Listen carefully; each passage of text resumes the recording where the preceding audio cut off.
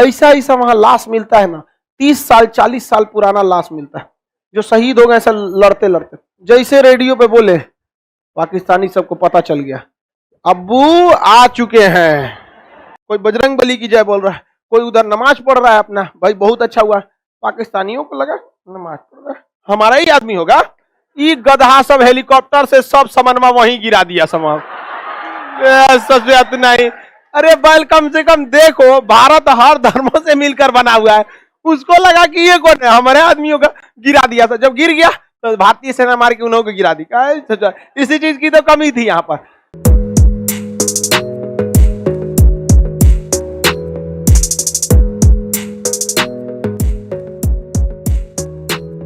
देखिए 1971 में हम लोगों ने पाकिस्तान को बड़ी मार मारा था, और उस समय हम लोग को डर इस बात का था कि अमेरिका उसको बचाने मत चला है, तो उसके 93,000 फौजियों को हम लोग पकड़े थे। 93,000 फौजियों को हम लोग क्या कर दिए थे, पकड़ लिए थे। ऐसा हिजड़ों की फौज रख के क्या पता कि सोचा 93,000 पकड़ा जा रहा है सब। बताइए उतना 93,000 फौजी पकड़ा कैसे गया यार, बताइए कितना लोल था सब। 93,000 अगर पैदल चल जाएगा, गांव का गांव दबा के मर जाएगा। नहीं, और 93,000 हार गया सब। इसीलिए कहते हैं असल में ना, भारत में कैसे बोलते हैं, मतलब माँ का दूध पियो तो आओ, नहीं देखते हैं वहां पे लड़ने के लिए। पाकिस्तान में ज्यादातर ससुरा सब पड़ोसी का रहता है, तो पड़ोसी वाला तो पकड़ेबे करेगा। तो कितना पकड़ा गया सब, 93,000। उसका सबसे बड़ा रीजन समझ में आ गया, क्या चीज, पड़ोसी का था। अब घर है लाहौर में, बाप है कराची का तो कैसा होगा, क्रॉस ब्रीड अच्छा नहीं होता है तो वो सब कितने पकड़ा गए थे, 93,000। बाद में हम लोगों ने समझौता किया, शिमला समझौता, और उन सबको क्या कर दिया, लौटा दिया, ले जाओ। असल में हम लोग इसलिए लौटाए कि पड़ोसी वाले उनको रख के हम लोग करेंगे क्या, खाली खाता था सब बैठ के, हम लोगों ने लौटा दिया। उसी दौरान कई सारे समझौते भी हुए। समझौते ये हुए, शिमला समझौता हुआ, उसी में एक समझौता ये भी था कि सियाचिन ग्लेशियर पे इतना ठंड पड़ती है कि एक समय था जब यहां से 3 फौजी जाते थे ना, तो कंफर्म था कि इसमें से कोई एक है जो लौट के नहीं आएगा। इतना ठंडा, -56 डिग्री सेल्सियस। माइनस कितना डिग्री, 56 डिग्री, -56, 0 डिग्री पे बर्फ बन जाता है। 0 डिग्री रहता है तो कितना हो जाता है, बर्फ। माइनस कितना, 56 डिग्री। वहां अगर आप थूकिएगा ना इसे, तो जमीन पे गिरने से पहले वो बर्फ जम जाता है। अंडा को हथौड़ी से फोड़ना पड़ता है, इतना ठंडा हो जाता है। जो अंडा होता है कच्चा अंडा, ऐसे गिर जाता है तो फूट जाता है, चला के मारिएगा नहीं फूटेगा, हथौड़ी से फोड़ना पड़ेगा।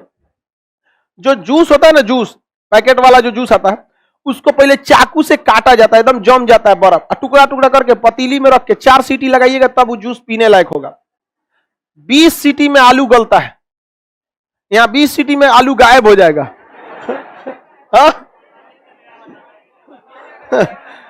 इतना वहां पे क्या पड़ता है, ठंड पड़ता है।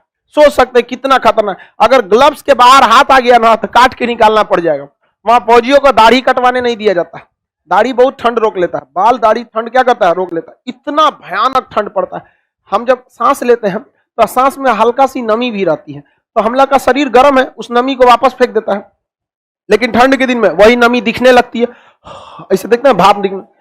अगर और ठंडा हो जाएगा तो जम जाएगा, तो फेफड़वा में कभी कभी बर्फ जम जाता है, मर जाता है आदमी।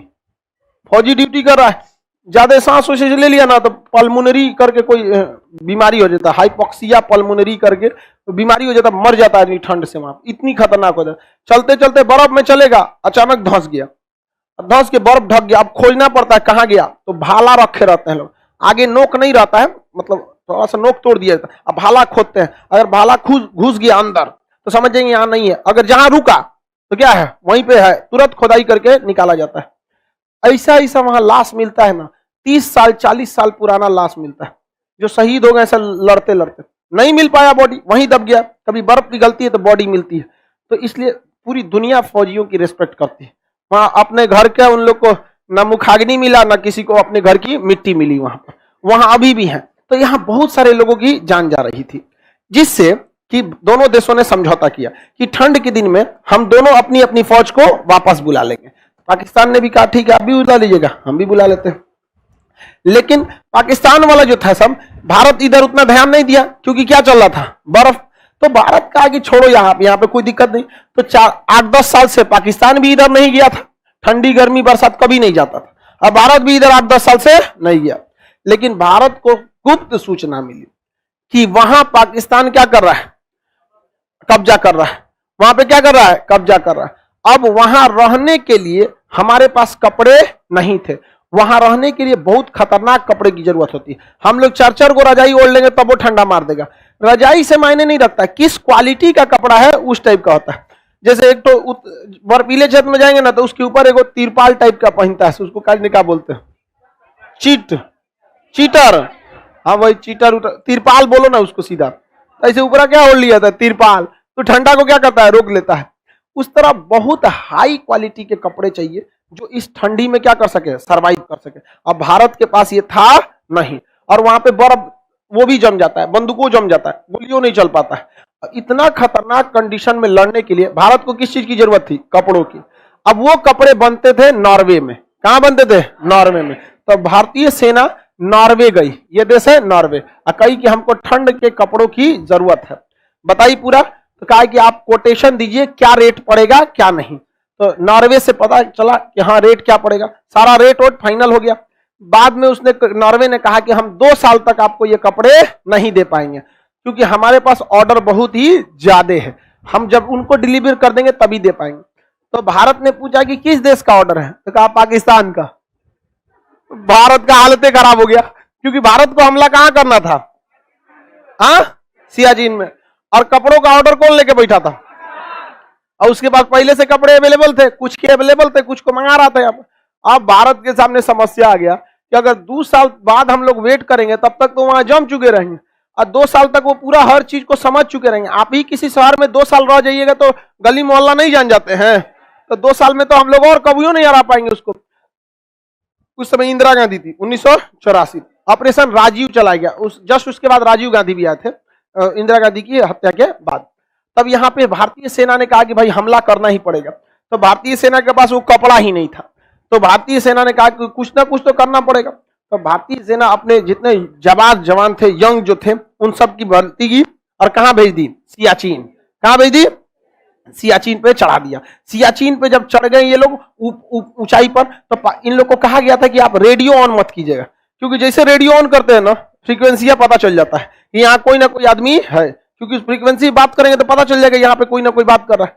तो फ्रीक्वेंसी ऑन करने के लिए मना किया गया था यहाँ पर। तो ये लोग आगे बढ़े, अब बर्फ में टेंट लगाए, तो एक फौजी बीमार पड़ गया, फेफड़े में पानी भर गया, उसको भेजना बहुत जरूरी था।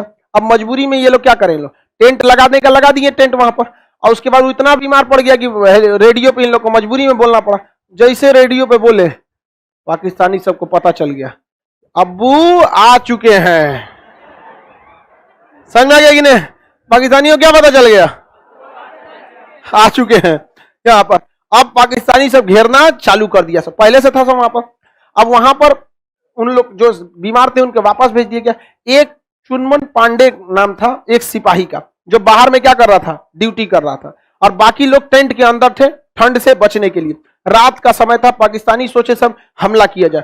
तब तक देखे यहाँ पे चंचल पांडे, चुनमुन पांडे, चंचल पांडे ने देखा कि हमको कुछ हलचल दिख रही है, तो चंचल पांडे के ठीक सर पे गोली लगी आके एकदम। तब तक ये अपने बंदूक का ब्रश फायर ऑन कर चुके थे। ब्रश फायर से ना गोली अंधाधुंध निकलने लगती है, तो इधर से ये गोली मारे और उधर से सीधा गोली आके चंचल पांडे के कहां लग गया है, सर में। अगर वो गोली नहीं चलाए रहते ना तो टेंट के अंदर सारे लोगों की जान चल गई रहती, क्योंकि बंदूक की आवाज से ही उठे थे लोग वहां पे जो अंदर सो रहे थे। रात में जब गोली चला सब लोग उठे, और उसके बाद भारतीय सेना के पास तो उतना अच्छा कपड़ा नहीं था, लेकिन पाकिस्तानियों के पास जबरदस्त कपड़ा था। तो पाकिस्तानी सब उसी कपड़े पहन के एकदम ठंड में आ गए लड़ने। और हमारे यहाँ सबसे पहले ही जो ड्यूटी कर रहे थे चंचल पांडे, क्या हो चुके थे, शहीद हो चुके। बाकी जब भारतीय सैनिक उठी तो उधर से पाकिस्तान के जितने भी फौजी आते A to Z को मार डाला, कोई नहीं बचा यहाँ पर। बस एक सैनिक शहीद हुआ था, और वो भी पहला अटैक था, पता नहीं चल पाया था बर्फ में, रात में। अब ये लोग नया जगह था, पहली बार आए हैं, और सब वहां पे छुप के 1 साल से था। एक गोली मारा, लेकिन उसके बाद एक भी शहादत नहीं हुई। अब भारतीय सैनिक को बस एक चीज की कमी थी, कपड़ा का। पाकिस्तानियों को उगारे कर दिया वहां उगारे फेंक दिया, जाते नहीं भाई यहाँ पे कपड़ा पहन लिया यहाँ पे, और कपड़े पहन लिया। तो भारतीय सेना में हर तरह के लोग रहते हैं यहाँ पर। कोई देखिएगा, कोई सिख है, कोई जैन धर्म का है, बौद्ध धर्म का है, इस्लाम धर्म के, सब धर्म के रहते हैं लोग, सब लोग अपना पूजा पाठ भी कर लेते हैं। तो सारे फौजी ड्यूटी कर रहे थे, अब पूरा ड्रेस व्रेस पहन के, और उधर से रेडियो में आ रहा था तो पाकिस्तानी बोल दिए थे सब कि हमारे ऊपर बहुत भयानक फायरिंग हो रही है, अब्बू फायरिंग कर रहे हैं, समझा गया कि नहीं आ गया? तो भयानक पाकिस्तानी सब का री इन्फोर्समेंट भेजो, री इन्फोर्समेंट में मतलब और हथियार और सामान सब कुछ भेजो। उधर से सामान चल गया, और जब तक चला कि इधर ये लोग भारतीय सेना वाले क्या कर चुके थे, निपटा दिए थे, और कपड़ा पहन लिए। अब कोई वायु गुरु की जय बोल रहा है, कोई बजरंग बली की जय बोल रहा है, कोई उधर नमाज पढ़ रहा है अपना, भाई बहुत अच्छा हुआ। पाकिस्तानियों को लगा नमाज पढ़ रहा है हमारा ही आदमी होगा, ये गधा सब हेलीकॉप्टर से सब सामानमा वहीं गिरा दिया सामान। नहीं, अरे बैल कम से कम देखो, भारत हर धर्मों से मिलकर बना हुआ है, उसको लगा कि ये कौन है, हमारे आदमियों का गिरा दिया था। जब गिर गया तो भारतीय सेना मार के उन्होंने गिरा दी। इसी चीज की तो कमी थी यहाँ पर। पूरी तरह से सियाचिन को क्या कर लिया गया, कब्जा कर लिया। हमारे पास ना उसको लड़ने के लिए हथियार थे, ना लड़ने के लिए कपड़े थे। वहां जाने के बाद खाना भी खत्म हो गया था, उन सब को मारे भी किए थे, उन सब का खाना वाना जो बचल था वो खा लिया। खाना अच्छा बनाता है सब उसको खाना देखिए, ठंड के क्षेत्र में लोग खाना बहुत अच्छा बनाते हैं, क्योंकि खाने में अगर कमी करिएगा तो शरीर सरवाइव नहीं कर पाएगा। बढ़िया वहां पे खाना वाना खा के एकदम डट के रह गए, और उसके बाद कह लो कि आप तो वायरलेस चालू कर सकते हैं। अब क्या दिक्कत है, वायरलेस पे खबर दिया गया तो यहाँ जो बेस पर बैठे थे लोग उन्होंने डांट दिया। जब मना किया गया है कि वायरलेस का यूज नहीं किया जाए, why you are using the wireless, उन्होंने कहा mission successful, that's why I use wireless. Mission success हो गया। अब कौन सी वायरलेस का मतलब, यहाँ तो टावर लगी तो हम तब से 1984 से लेकर अब तक वहां पर किसका कब्जा है, किसका? लेकिन आप सबको पता है कि हमेशा जो बच्चे बिगड़ जाते हैं वो बाप से कहते हैं कि हमको जमीन कम दिया है, तो हमेशा पाकिस्तान शिकायत भारत से करता है कि अब्बू ने हमारी जमीन हड़प ली है। अब ये तो घर घर की कहानी है भाई, नहीं देखते हैं। अब तुम मुकदमा करो यहाँ पे, तो ये तो जमीन हम जितना दिए, नालायक बच्चों को कितना दिया जाता है, कम ही दिया जाता है। तो नालायक था उसको कम दिया गया। तो 1984 में ऑपरेशन मेघदूत किससे संबंधित, सियाचिन। 1984 में ऑपरेशन मेघदूत सियाचिन। सियाचिन खाली हो गया कि नहीं हो गया?